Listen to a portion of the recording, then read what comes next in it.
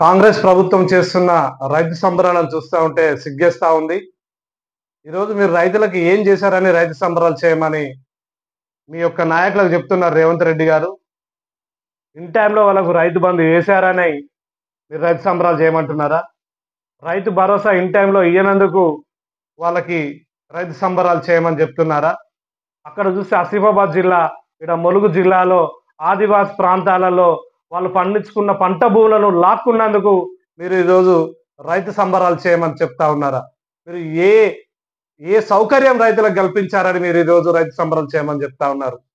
వారు పండించుకునే పంటలకు అవసరమైనటువంటి విత్తనాలను, ఎరువుల ధరలు పెంచినందుకు ఈరోజు రైతు సంబరాలు చేయమని చెప్తా ఉన్నారా?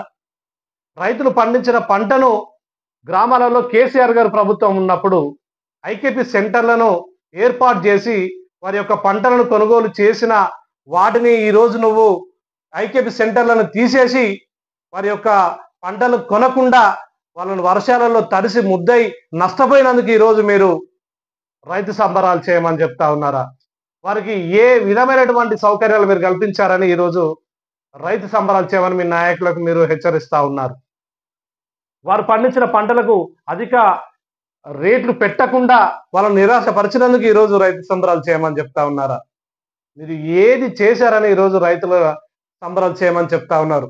ఎందుకంటే ఇప్పుడు సుప్రీంకోర్టు ఇచ్చిన తీర్పు ప్రకారం సెప్టెంబర్ లోపు కనుక లోకల్ బాడీ ఎలక్షన్ చేయాలని చెప్పారు. మీకు ఏం సీట్లు వచ్చినట్టు లేదు, ఎందుకంటే మీ సిటీ నిలిపోయింది అన్న విషయం మీకు అర్థమైపోయింది. ఇక మీకు సీట్లు రావు అన్న సంగతి మీకు తెలుసు.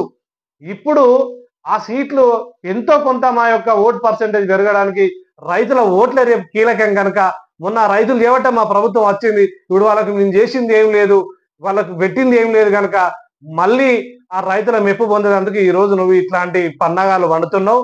నువ్వు ఎట్లాంటి పన్నాగాలు పడినా నీ సినిమా అయిపోయింది. రేవంత్ రెడ్డి నీ ప్రభుత్వం పడిపోతుంది. నీకు ఎటువంటి సీట్లు రావు. ఇప్పుడు రాబోయే ఎలక్షన్లో ఖచ్చితంగా బీఆర్ఎస్ సీట్లే ఎక్కువ